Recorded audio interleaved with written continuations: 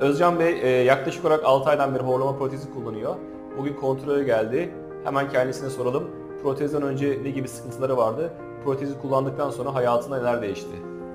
Protezden önce yüksek bir sesle horlama ve uyku apnesi sorunu yaşamaktaydım.